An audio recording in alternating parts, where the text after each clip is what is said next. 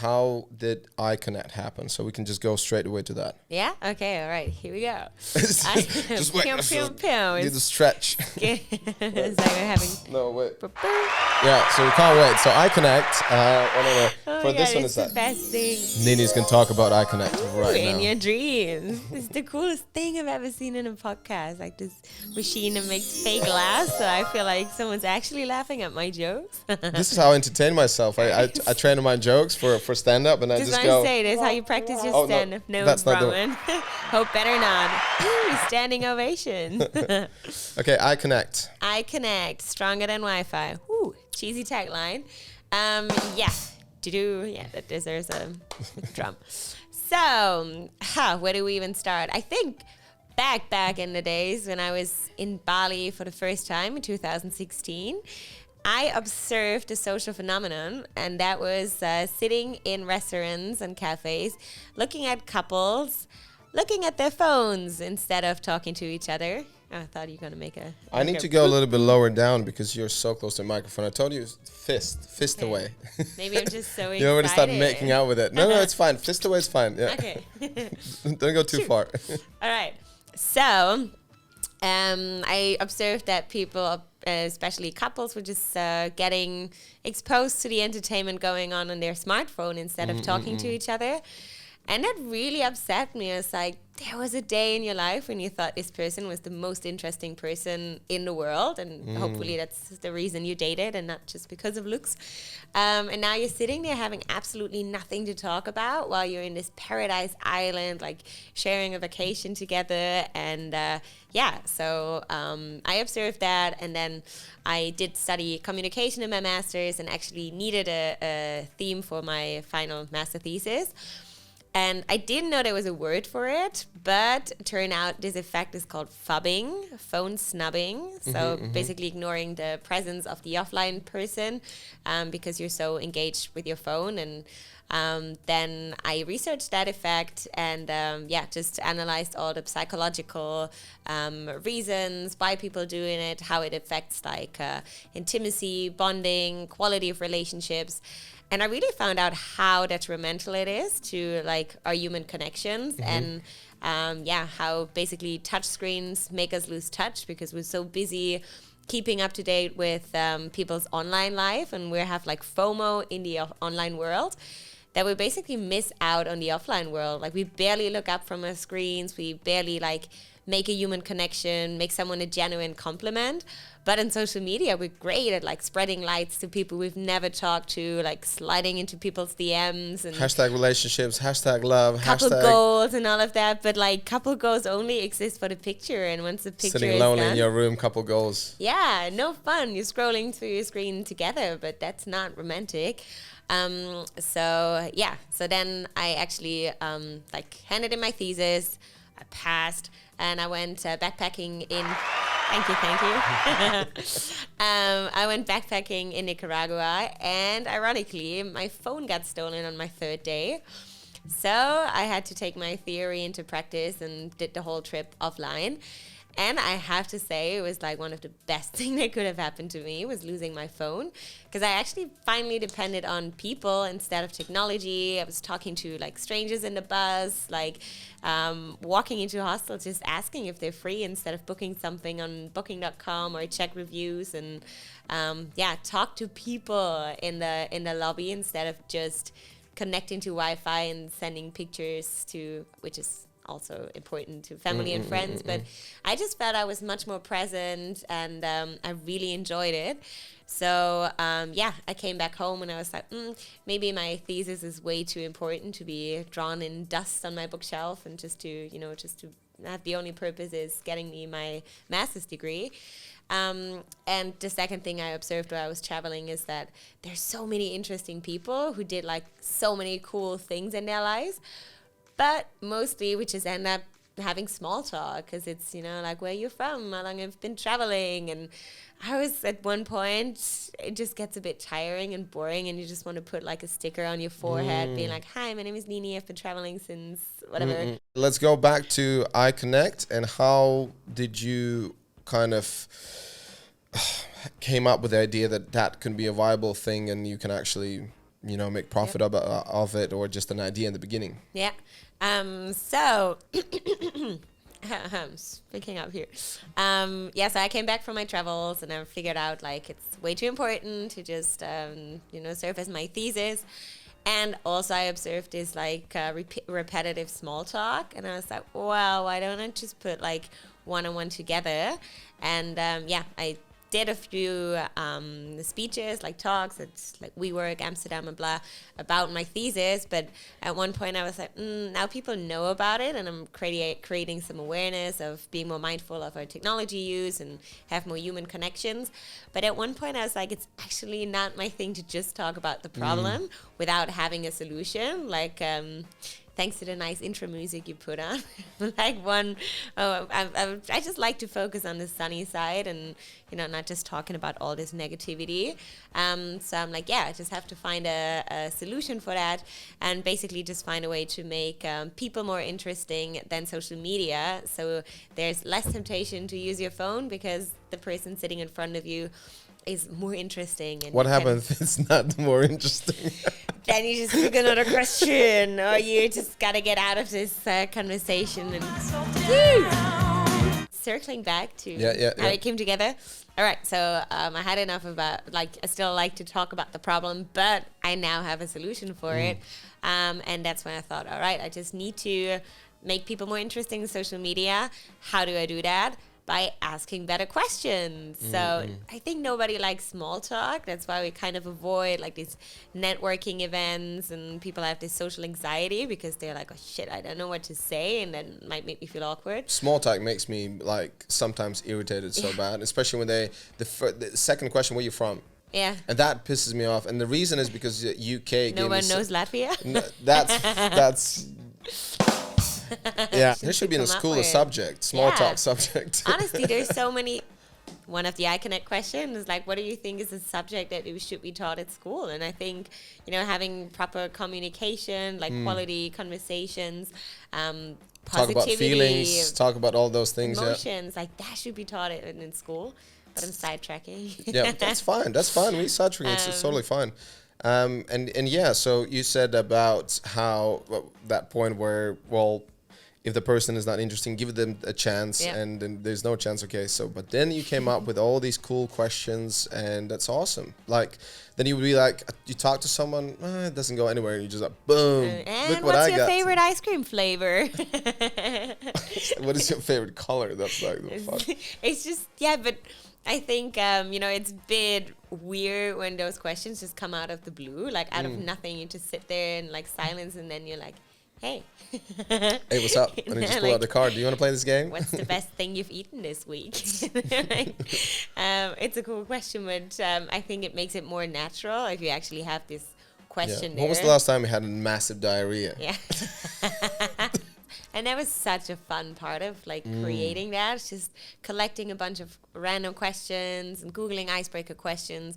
I spread the word, told my friends I'm doing that, like game thing, which was more of like a passion project. And I'm like, well, even if it's just for my personal use and playing it with friends on a road trip or on a holiday, like it was not initially created from this like, oh my God, this is how I'm going to make a living and then I'll be a digital nomad. That's nomad. The coolest thing. And this is how the best, like the same thing with podcasts as well. For me, it's like so many people say, there's the competition, you're never going to succeed. It's like, I'm doing this for fun. I'm literally having fun with this. I'm learning so much stuff. And like I keep repeating this, like I know you for how long now, and I know some other people for a long, long time. 100%, I never would know those things about them if I would get them in a podcast where we have like this conversation. So just 15 totally back minutes to you. Totally back to you with this. No, but I agree. It's like you can get so much more out of a conversation by just digging deeper and like having better conversations and just having the click. And it doesn't, sometimes we don't see that first sight in a person, but then you ask like 2 or 3 questions, and those people who turn out to be like proper introverts and never really daring to speak up, they have the craziest stories to share. And I think that's really the glue that bonds. And even if it's just like one question with a stranger, but you instantly like feel more connected. Like it's a story on that, but in the very first steps of iConnect, I was like bringing it to BGS, like product placement, best coffee in Bali. But I think I started in 2018, I was doing this like bucket list year and just like ticking off all the things I always wanted to do, and I had a lot of time to like pretty much take action on anything that come to my mind. And then I just started with the very, very prototype, which is just like a bunch of questions in different color categories. But it didn't look like the version now.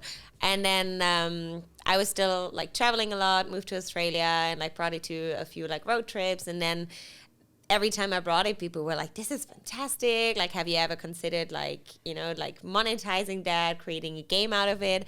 And for me, it was just like to get more out of conversations that I had.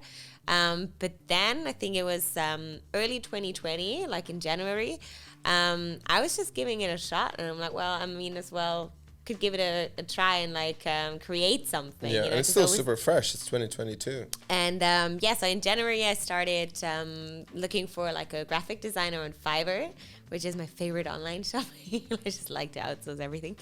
And then came up with all the questions, put them into different color categories, which we maybe come to in a second what they stand for. I found this graphic designer in the Ukraine actually, and